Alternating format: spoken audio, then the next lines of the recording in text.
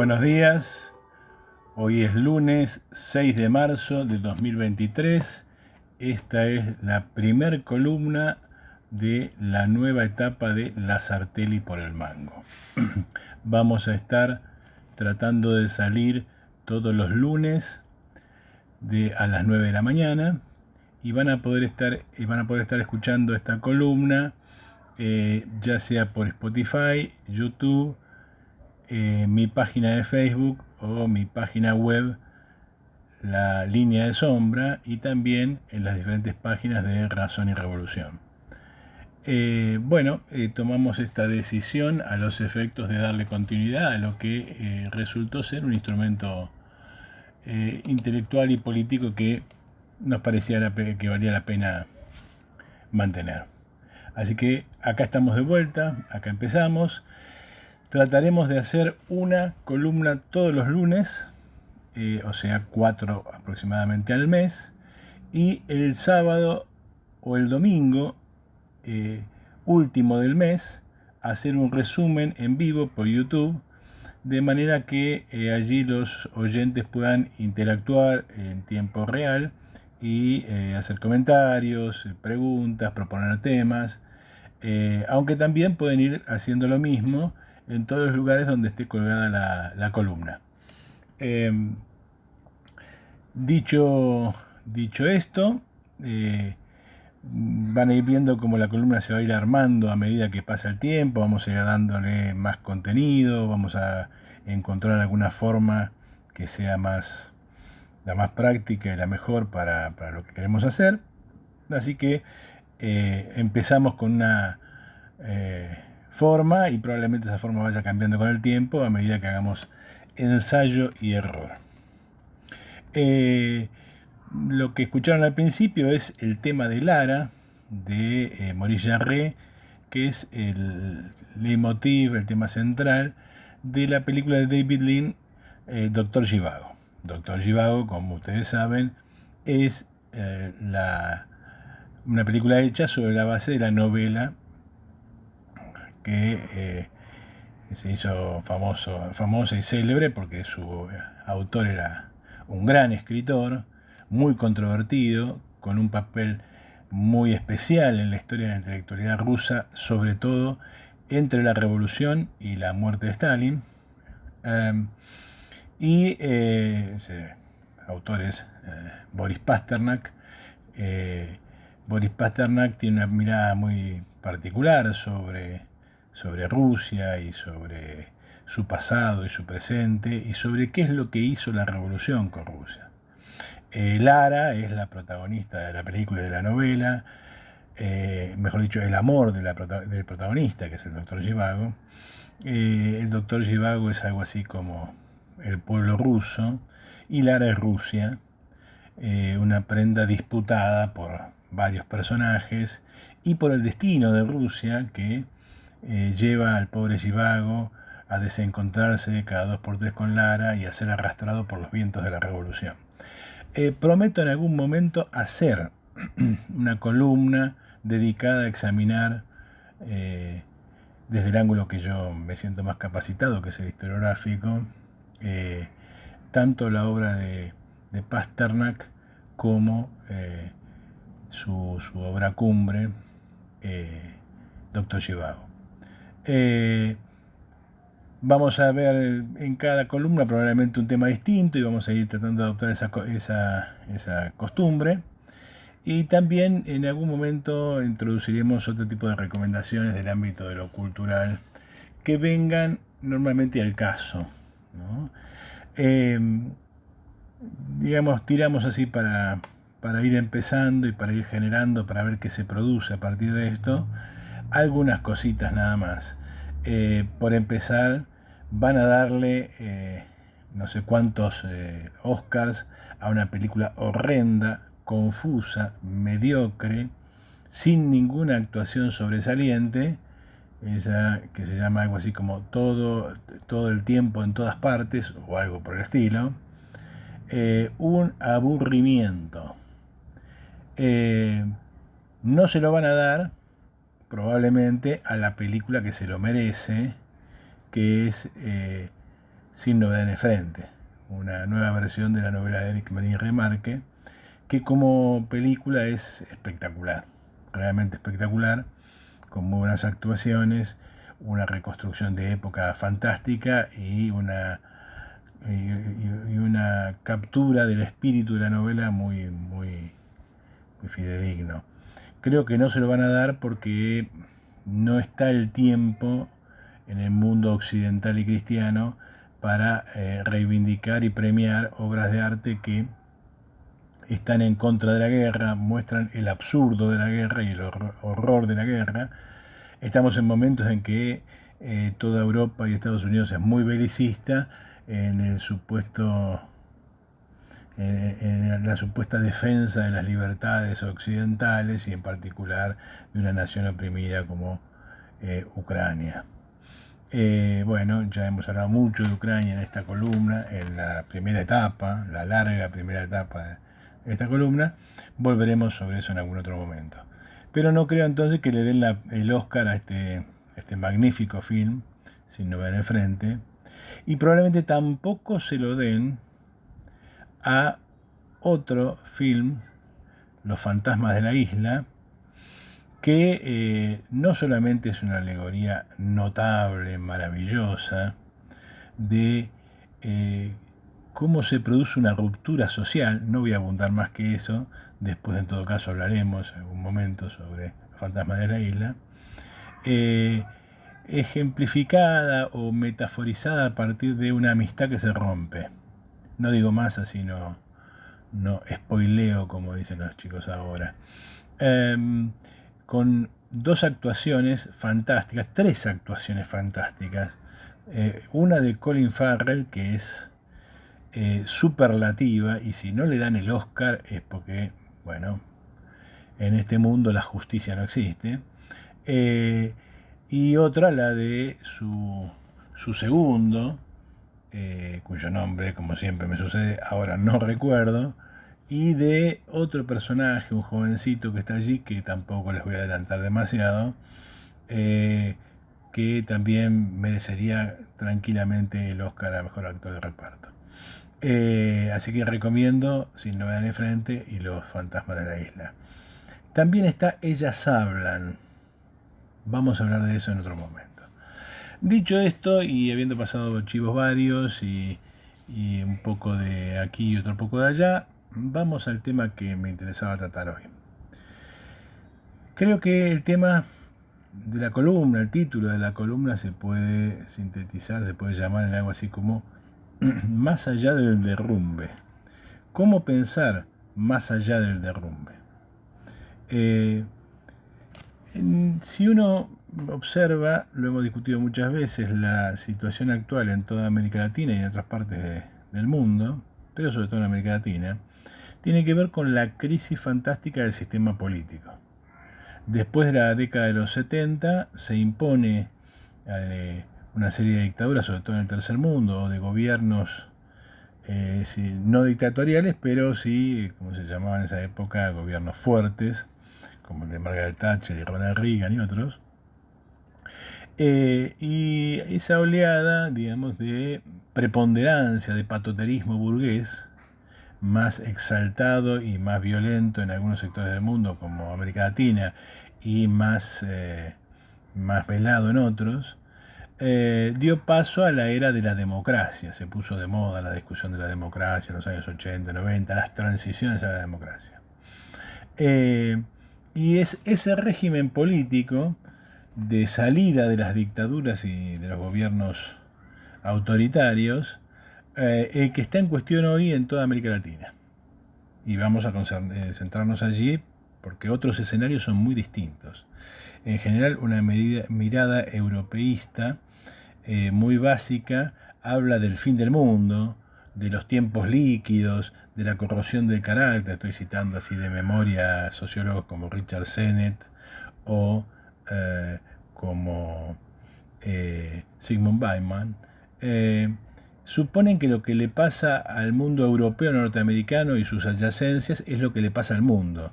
Y no, en Oriente están pasando otras cosas, en China pasan otras cosas, en la India pasan otras cosas. en el sudeste asiático pasan otras cosas, y en África, por supuesto, pasan otras cosas. De modo que, si nos concentramos en lo que pasa en este mundo occidental y cristiano, y en particular en América Latina, lo que vemos es la crisis de esos regímenes políticos construidos como salida de las dictaduras que restauraron la hegemonía burguesa tras la insurrección, la última insurrección revolucionaria del siglo XX, la última hasta ahora en general, que terminó, o digamos, llegó a su punto más alto con Vietnam y probablemente tuvo su punto final con la revolución nicaragüense. En este contexto es en el que vuelve a estar sobre la mesa la posibilidad de pensar, después de no solo el fracaso del neoliberalismo o la avanzada burguesa en general, y de los populismos varios, vuelve la posibilidad de pensar en el socialismo. Y este es un año en particular por muchas razones, porque es un año en el cual podemos pensar una experiencia que cumple 50 años, la experiencia de del derrocamiento de Allende en Chile.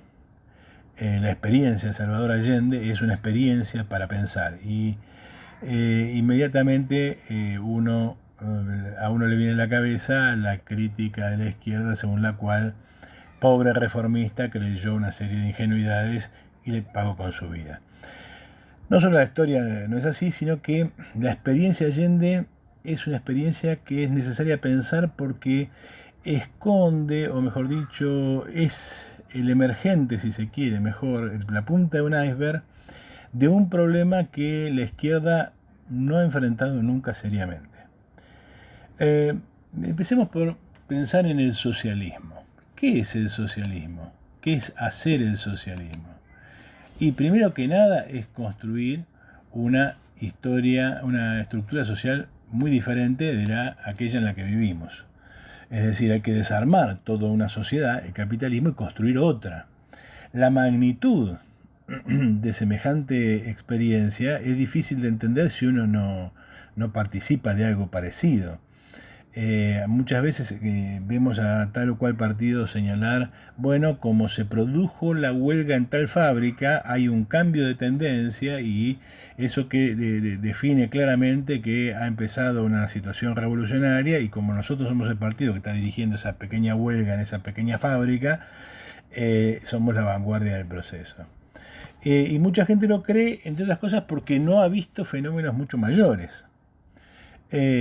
Algunos han visto conmociones como el 2001, las luchas de fines del siglo XX en América Latina, pero comparado con las grandes revoluciones eso es poco y nada. Otra vez volvemos al doctor Zhivago y a sus desgracias personales de hombre bueno que quiere a su país y que la revolución los amarrea de aquí a allá y virtualmente no le deja hacer su vida. Su vida es hecha por la revolución. Bueno, efectivamente, de tan poca cercanía con ningún evento revolucionario de gran magnitud, hemos perdido una idea de la magnitud de ese tipo de fenómenos, la magnitud real de ese tipo de fenómenos. Y por lo tanto no nos damos cuenta lo que significa destruir una sociedad como el capitalismo y construir otra. Es una gigantesca transformación que implica algo que es negado por las ciencias sociales burguesas, es negado por los medios de comunicación, es negado por el discurso ambiente, por las ideologías más variadas, que es el tema de la violencia.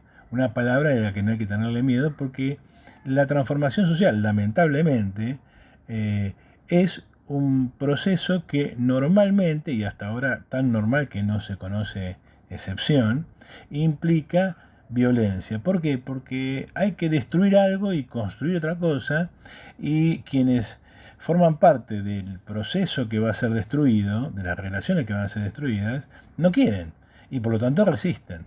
No hay ninguna clase que se suicide y por lo tanto va a haber una resistencia social a ese proceso de destrucción. Es más, mucha de la gente que está llamada a construir lo nuevo no querrá construirlo y va a haber que convencerla, y muchas veces no se podrá convencer. Y muchas veces, existiendo convicción y todo lo demás, no se puede, o el proceso adquiere muchísima violencia porque la resistencia proviene de otro lado. Es decir, una construcción social, y toda construcción social, toda construcción en general, implica violencia, implica destrucción. Voy a hacer una casa, tengo que destruir la pila de ladrillos, tengo que construir una pared. Tengo que mezclar cosas que están separadas y destruirlas como cosas individuales. El cemento ya no es cemento, la arena ya no es arena, ahora es mezcla. Y así, toda construcción implica una destrucción. Es de tal magnitud que parece difícil de pensar para quien no ha estado cerca de semejante cosa, y normalmente tendemos a dejarlo de lado, a no pensarlo por, entre otras cosas, eso que se llama violencia y que normalmente interviene en la transformación social. No porque uno quiera, ¿no?, sino porque lamentablemente la vida social está atravesada por la violencia. De modo que no hay cambios de gran envergadura que sean pacíficos. Y aquí nos encontramos con un problema para los socialistas. Y ese problema es que la burguesía tiene el monopolio de la violencia política, se llama Estado. Es decir, la burguesía, el Estado, a través de una legalidad, una normativa que es burguesa, ordena una forma de comportamiento social que implica, de hecho, que la única entidad cuya posibilidad de ejercer la violencia está justificada es el Estado. Por fuera del Estado es delito. Y ahí hay un problema, porque la burguesía no es simplemente una clase poseedora de medios de producción. Es una clase poseedora de los medios de la violencia. Dicho de otra manera, cualquiera que piense en el socialismo tiene que pensar que hay una cosa que se llama Fuerzas Armadas y que, le guste o no, constituyen un obstáculo en el desarrollo de cualquier transformación social. Obviamente, la burguesía tiene además el monopolio de la violencia económica.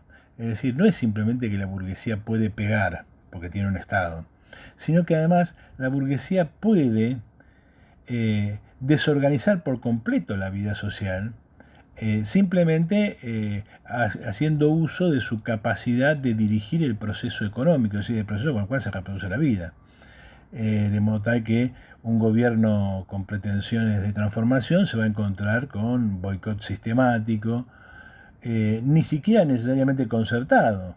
Digamos, un gobierno toma medidas en la medida en que el poder del capital es el poder de individuos que tienen derecho a eso, porque en eso consiste la propiedad capitalista, normalmente pueden desviar las energías de ese Estado o de esa fuerza social que quiere dirigir el proceso económico. Por eso es necesaria la expropiación, precisamente porque el poder económico es el poder central de la vida social.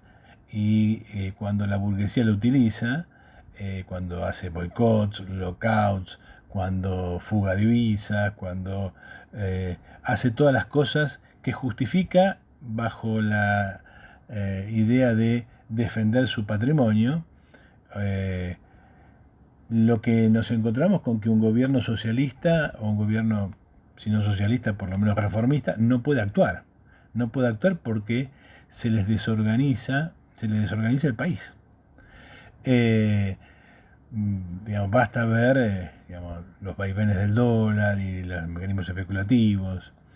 En consecuencia, digamos, una burguesía que no invierte, una burguesía que fuga divisas, una burguesía que está utilizando su potencia económica para impedir que un gobierno de otro signo tenga éxito. Entonces, el principal problema de un partido socialista es, llegado al gobierno y teniendo que gobernar, en esa situación, en la situación en que la burguesía tiene el monopolio de la violencia política y el monopolio de la violencia económica, es cómo construir y por lo tanto cómo destruir en medio de la reacción. Es decir, cómo mantener la economía funcionando y que la gente pueda comer y sobrevivir y entender que ese gobierno es su gobierno que realiza sus intereses, y no hay gobierno que pueda justificarse si no es capaz de darle de comer a la gente. ¿Cómo mantener la economía funcionando cuando el poder económico de la burguesía conspira sistemáticamente? Y cómo hacer transformaciones evitando el problema militar, o solucionándolo o volcándolo de su lado, como evitando que la reacción se organice y destruya el gobierno. Y ahí entonces entendemos que para cualquier gobierno estilo Allende, el problema es gravísimo porque tiene que construir mientras destruye, en medio de una oposición generalizada y un boicot generalizado, de un tiempo que se hace cada vez más veloz, porque finalmente la fuerza contraria se organiza y se prepara contra eso. De modo tal que la experiencia de Allende plantea un problema que la izquierda no ha enfrentado nunca. La izquierda ha elaborado muchas formas de entender la revolución y de generar estrategias. El puchismo, blanquismo, esta idea de dar un golpe de Estado y mediante una serie de rápidos movimientos hacerse con el control de una serie de instituciones fundamentales, sin que participen necesariamente las masas. Bueno, ya Marx había criticado mucho eso, Engels, todo, cualquier revolucionario sabe que la acción de masas es irreemplazable y que por esa vía no se va a ningún lado. Obviamente la historia nos muestra estrategias que han triunfado. La insurrección triunfante, el bolchevique, la tradición bolchevique, o la guerra popular y prolongada, o sea, el maoísmo, el guevarismo. En el primer caso, las masas destruyen el Estado burgués y se hacen con el poder. En el segundo caso, las masas se organizan por fuera y contra el Estado burgués y mediante una serie de enfrentamientos con una serie de características van minando, destruyendo, en un tipo de confrontación que tiene más que ver con la estrategia de guerra clásica que con la insurrección. Primera conclusión de este problema. Nunca le ganamos a la democracia burguesa. O sea, nunca hicimos la revolución en un país donde el Estado no se hubiera quebrado y donde la economía no se hubiera derrumbado. Y nunca le ganamos a un capitalismo desarrollado. Es decir, nunca ganamos la revolución en un país capitalista de primera magnitud. Tal vez de primera magnitud y de instituciones sociales y políticas desarrolladas. Tal vez el caso más cercano haya sido el caso alemán. Ahora, esto significa que nunca le ganamos al capitalismo cuando el capitalismo está dirigido por el régimen más común y más extendido, por lo menos desde los años 70 para acá, la democracia burguesa. Dicho de otra manera, hasta ahora no hemos construido ninguna estrategia que se haya demostrado exitosa que pueda operar sin el presupuesto del derrumbe. Porque finalmente hay una situación que para Lenin resulta más sencilla que para Salvador Allende. La guerra destruye el Estado ruso, el Estado zarista, y le entrega a las masas las armas. Los soldados que vuelven del frente son los famosos obreros y soldados y campesinos que están armados en los soviets. De modo que cuando repasamos la historia de la Revolución Rusa, lo que hay que hacer es convencer a esa gente de que efectivamente ya tiene el poder. Nunca le ganamos, entonces, al capitalismo fuera de un contexto en el cual la economía y el Estado se desarman. Es cierto que hay gente que ha trabajado sobre estos temas, y vamos a volver sobre esto, como Gramsci y su análisis sobre la guerra de posiciones y la guerra de movimientos, o Laclau y su famosa construcción discursiva en hegemonía y estrategia socialista, pero ninguna de esas cosas han demostrado ser fuente de una estrategia exitosa. Y eso nos vuelve a poner sobre la mesa a Allende y al allendismo hoy. ¿Por qué? Porque efectivamente hoy estamos en una situación allendista. Como lo hemos señalado muchas veces, ¿no? La democracia burguesa está en crisis en América Latina. Es posible que un gobierno de izquierda muy marginal llegue a las elecciones, llegue a ganar las elecciones y llegue a tener que gobernar sin que se haya producido ninguna revolución triunfante, sin que se haya producido ningún derrumbe económico, sin que se haya producido ningún asalto al poder desde los márgenes de la nación, conquistando militarmente el centro. Conclusión. ¿Cómo operamos en ese contexto? Hay una posibilidad real de llegar al gobierno. Piensen en Pedro Castillo. Ni él pensaba en ser presidente. O el propio Boric, ni él pensaba ser presidente. El propio Lula estaba preso y salió casi de la cárcel a la presidencia. Conclusión. Tenemos una posibilidad real y la pregunta es, ¿cómo hacemos? Hay alguien que enfrentó ese problema, Salvador Allende. Por eso, en lugar de minimizar el tema del allendismo y la vía chilena al socialismo, tema del cual vamos a hablar más adelante, habría que darse cuenta de la centralidad de pensar ese problema. Entre otras cosas, porque cuando examinamos la Argentina se enfrenta hoy a un consenso liberal. Es decir, están todos de acuerdo en que hay que hacer un ajuste bestial. Están todos soñando con que Cristina se presente y de esa manera le saca las papas del fuego a todos, porque no sabrían qué hacer sin Cristina. Pero Cristina parece inclinarse por Massa, entre otras cosas porque está gobernando con Massa. Es decir, ella acuerda la política con Massa y si no la acuerda está de acuerdo, no lo critica, no lo persigue, no lo obstaculiza, es más, lo defiende. Dicho de otra manera, Cristina gobierna con el Fondo Monetario, no hay mucha vuelta.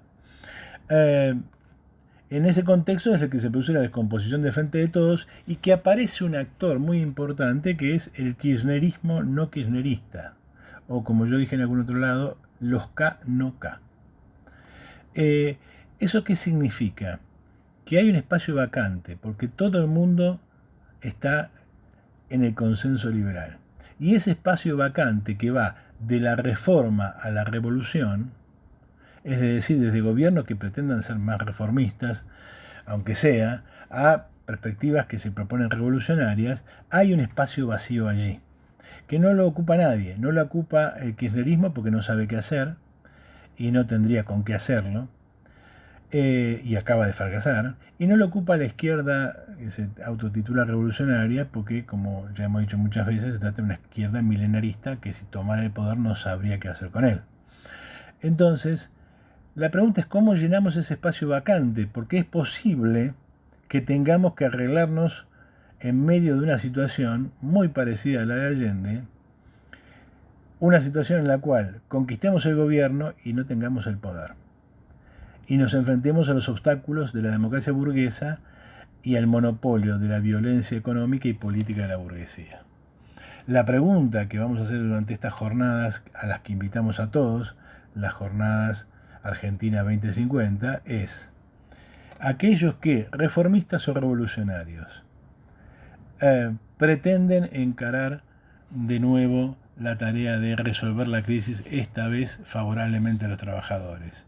Van a repetir la apuesta por un burgués bueno, Perón, la Alianza, Néstor, o llegó la hora de una alternativa propiamente de los trabajadores, de los obreros, del proletariado. Dicho de otra manera, llegó la hora de que alguien se plantee el problema del Partido Laborista, de un partido que pueda darle un canal, una perspectiva del conjunto de la clase, reúna a todas las corrientes que se reclaman proletarias, reformistas o revolucionarias, y por primera vez, casi desde los años 30, surja la posibilidad de un asalto al cielo desde un punto de vista revolucionario contra una fórmula de dominación a la que no le hemos ganado nunca y sin embargo con la que convivimos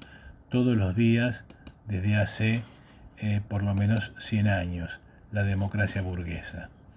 No enfrentar este problema, no entenderlo, es la forma de preparar un nuevo fracaso. Un nuevo fracaso, ya sea porque no nos presentamos y entonces finalmente le regalamos la política a la burguesía, o porque otra vez corremos detrás de lo mismo de siempre. Es decir, corremos detrás del burgués bueno. Con esto me despido en esta primera columna, otra vez apostando por esa vieja Rusia, o sea, la pobre Lara, que intenta de alguna manera hacer su vida y llegar a buen término.